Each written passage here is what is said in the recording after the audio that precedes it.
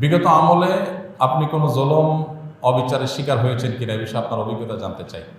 দেখুন, অভিজ্ঞতা আমাদের সবারই কম বেশি তিক্ত অভিজ্ঞতা আছে। একটা সমাজ যখন করাপ্টেড হয়ে যায় তখন সমাজের কেউই ভালো থাকে না।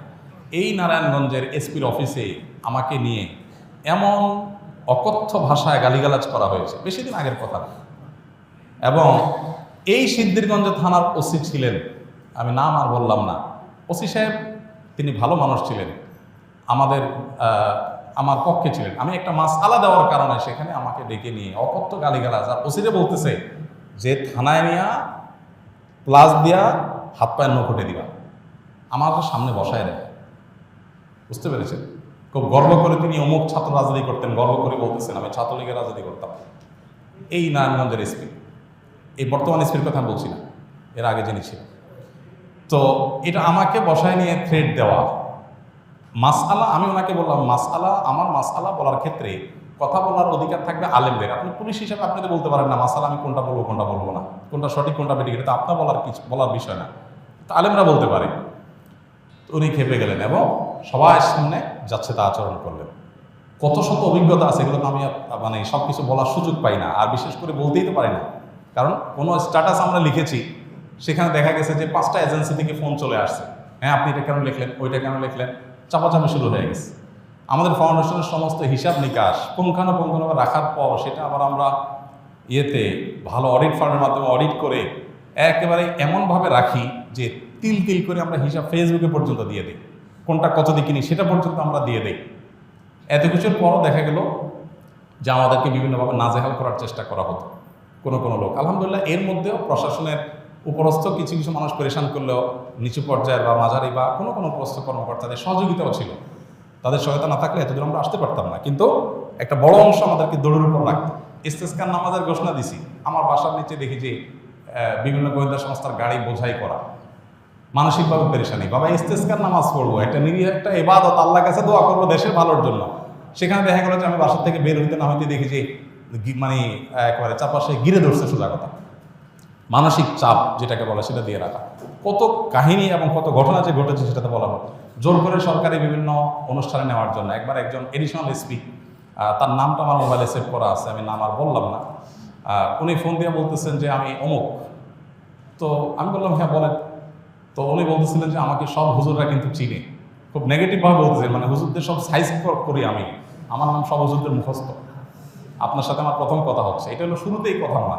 এরপর কি হয়েছে, বলেছে একটা অনুষ্ঠানে যাইতে হবে আপনাকে, সেখানে অমুক অমুক থাকবে, রাষ্ট্রের সবচেয়ে বড় বড় পর্যায়ের লোক তারা থাকবেন, আপনাকে যেতে হবে। কি হয়েছে সেখানে আপনাকে একটা বক্তব্য দিতে হবে। তো আমি বুঝছি যে আমাকে একটা প্ল্যান ওয়াইজ আমাকে দিয়ে একটা জিনিস করানো হবে। আমি বিভিন্নভাবে অপারগতা প্রকাশ করলাম, বলে যে রাষ্ট্রের প্রয়োজন আপনি অস্বীকার করতেছেন। হ্যাঁ আমার রাইট আছে, রাষ্ট্র চাইলে আমার যেখানে সেখানে বাধ্য করতে পারে না, আমি সাধারণ নাগরিক।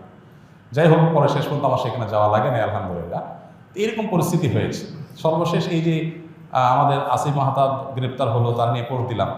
আমাকে আমার এক ভাই সোর্স তিনি বললেন যে ভাই আপনি বাসায় থাকেন না। তো রাতে, এই কয়দিনের আগের কথা, রাতে যায় আরেক বাসায় যায় ফিকাম, এই কয়দিন আগের কথা, আগের বাসায় গিয়ে পালায় থাকতাম।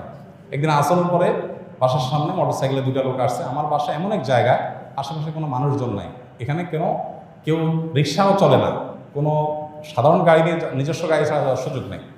এরকম একটা জায়গায় থাকি আমি, সব মরুভূমি, আশেপাশে ঘাস, মানুষজন নেই। সেখানে কোনো মানুষ আসা তো স্বাভাবিক নয়। 2জন মানুষ আসল রাগ থেকে এসে অপেক্ষা করলো।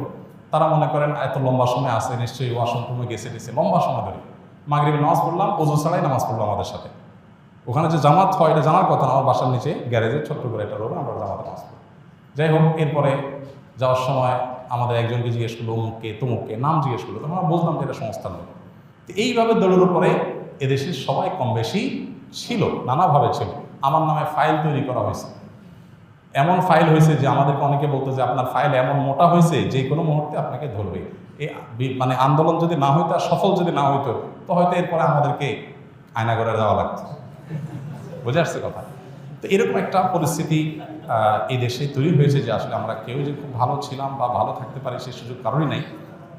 এরপরও আমরা আসলে সংগ্রাম করে চেষ্টা করে যতটুকু সম্ভব চেষ্টা করেছি অস্তিত্বটা টিকে রাখার জন্য, তার জন্য যে কত মূল্য দিতে হয়েছে, কত থ্রেট, এগুলো হজম করতে হয়েছে, সকাল বিকাল পালায় বেড়াইতে হয়েছে, হ্যাঁ, বিভিন্নভাবে টোপ দেওয়া হতো যে সরকারি এই সুবিধা নেন, ওই সুবিধা নেন। আলহামদুলিল্লাহ কখনো সেই সুবিধাগুলো আমরা গ্রহণ করি নাই, এবং এ ব্যাপারে আল্লাহ তালা আমাদেরকে গাইড করেছেন। এবং দোয়া করি আল্লাহ তালা আমাদের প্রিয় দেশটাকে এমন নিরাপদ করে দেয়, কেউ কাউকে ভয় করে চলতে হবে না।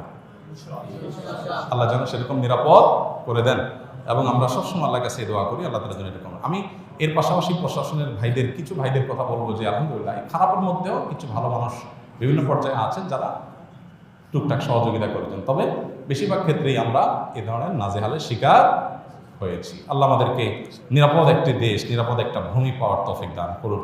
আমাদের সমস্ত কষ্টগুলোকে আল্লাহ তাআলা দূর করে দিন। সকল মাজলুমের জুলুমের অবসান হয়ে যাক, সকল বৈষম্য দূর হয়ে যাক। মানুষ পেটে ভাতে যাই খায় থাকে অন্তত নিরাপদে যেন থাকতে পারে, কোনো থ্রেট, কোনো হুমকির মধ্যে যেন থাকতে না হয়। কোনো একটা কথা লিখলে, কোনো একটা কথা বললে যদি 5টা টেলিফোন আসে আর চাপ আসতে থাকে, তাহলে মানুষ স্বাধীনভাবে কোনো কথা বলতে পারে না। আর মানুষ যখন লেজ বড় হয় বা গাছ যখন বড় হয়, তখন বাতাসও বেশি ধরে। কাজ যাদের যত বেশি, তাদের উপরে প্রেশারও তত বেশি আসে। আল্লাহ তাআলা এই প্রেশার মুক্তভাবে, অন্তত অন্যায়ভাবে যে প্রেশারগুলো হয়, এগুলো মুক্তভাবে আল্লাহ তাআলা আমাদের সবাইকে এই প্রিয় মাতৃভূমিতে চলার তৌফিক দান করুন।